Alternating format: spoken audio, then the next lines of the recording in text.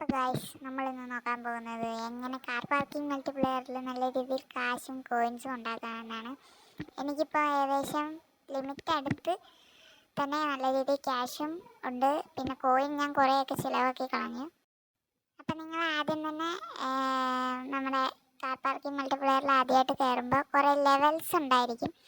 നിങ്ങൾക്ക് കുറേയധികം ടൈം ഉണ്ടെങ്കിൽ അത് മൊത്തം ഇരുന്ന് കംപ്ലീറ്റ് ചെയ്യാവുന്നതാണ്. അധികം ക്യാഷൊന്നും കിട്ടത്തില്ലെങ്കിൽ അത്യാവശ്യം കാറൊക്കെ മേടിക്കാനുള്ള ക്യാഷ് കിട്ടുന്നതാണ്. അപ്പോൾ ഞാനും ഇതിനകത്ത് 2 ആഴ്ച ആയിട്ടുള്ളൂ ഈ ഗെയിം എടുത്തിട്ട്. അപ്പോൾ ഇപ്പോഴേ തന്നെ എനിക്ക് നല്ല രീതിയിൽ ക്യാഷ് ഉണ്ടാക്കാൻ പറ്റിയിട്ടുണ്ട്. ഒന്നാമത്തെ കാര്യം എന്ന് പറഞ്ഞാൽ ഇതിനകത്ത് നിങ്ങൾക്ക് ലെവൽസ് കളിച്ച് കിട്ടുന്ന കാശ് കൊണ്ട് നല്ല നല്ല കാർ മേടിച്ച് നല്ല രീതിയിൽ മോഡിഫൈ ചെയ്യുക. പിന്നെ രണ്ടാമത്തെ കാര്യം എന്ന് പറയുന്നത് ഡെയിലി ടാസ്കുകൾ മാക്സിമം കംപ്ലീറ്റ് ചെയ്യാൻ നോക്കുക. അപ്പോൾ അതുവഴി കുറേ കോയിനുകളും ക്യാഷ് നിങ്ങൾക്ക് കിട്ടും. അപ്പം ഇതിനകത്ത് മൂന്നാമത്തെ കാര്യം എന്താണെന്ന് വെച്ചാൽ ഈ ഗെയിമിൽ നല്ല രീതിയിൽ കുറേ അധികം ബിസിനസ്സുകളുണ്ട്. അതായത് കുറേ പെട്രോൾ പമ്പും കുറേ ഡോണട്ടും കുറേ റെസ്റ്റോറൻറ്റും ഒക്കെ നമുക്ക് മേടിക്കാൻ പറ്റും. അപ്പം നമ്മൾ ഇതിനകത്ത് കുറേ റെസ്റ്റോറൻറ്റൊക്കെ മേടിച്ചിട്ട് കഴിഞ്ഞാൽ നമ്മളിതിനകത്ത് കളിക്കുന്ന ടൈമിൽ മാത്രമേ ഈ ക്യാഷ് കൂടിക്കൊണ്ടേയിരിക്കും. അല്ലാത്തപ്പോൾ നമുക്ക് ഈ ക്യാഷ് കിട്ടത്തില്ല. ഞാൻ ഇപ്പോൾ കളക്ട് ചെയ്തത് കണ്ടോ. അതുപോലെ തന്നെ എപ്പോഴും ആ ക്യാഷ് കൂടിക്കൊണ്ടേയിരിക്കും. നമ്മളൊരു എല്ലാ ഷോപ്പും മേടിച്ചിട്ട് കഴിഞ്ഞാൽ നമുക്കൊരു 4 മണിക്കൂർ സംതിങ് എങ്ങാണ്ടാകുമ്പോൾ 1 മില്യൺ അങ്ങനെ നമുക്ക് കളക്ട് ചെയ്യാൻ പറ്റും.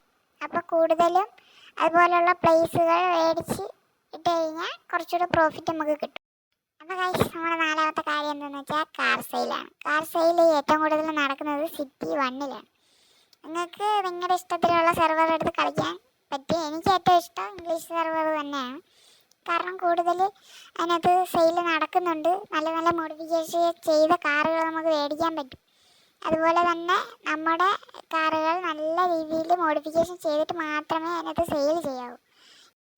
കാരണം എന്ന് വെച്ചാൽ ചെറിയ പൈസയ്ക്ക് മേടിച്ചിട്ട് ട്യൂണൊന്നും ചെയ്യാതെ മോഡിഫിക്കേഷനൊന്നും ചെയ്യാതെ വലിയ വിലയ്ക്ക് വിൽക്കുന്ന ആൾക്കാരെ ഞാൻ കണ്ടിട്ടുണ്ട്. അങ്ങനെ ചെയ്താൽ ആരും മേടിക്കാൻ വന്നില്ല. അതിലും നല്ലത് നല്ല രീതിയിൽ മോഡിഫിക്കേഷൻ ചെയ്തിട്ട് അതിനെ നല്ല ട്യൂണൊക്കെ ചെയ്ത് നല്ല എൻജിനൊക്കെ കയറ്റി ആ കാറിൻ്റെ വിലയുടെ ഒന്നെങ്കിൽ 3 ഇരട്ടിയോ അല്ലെങ്കിൽ നമുക്ക് പ്രോഫിറ്റായിട്ട് കിട്ടുന്ന എത്ര രൂപയോ അതിനനുസരിച്ച് നമുക്ക് ആ കാറ് സെയിൽ ചെയ്യാവുന്നതാണ്.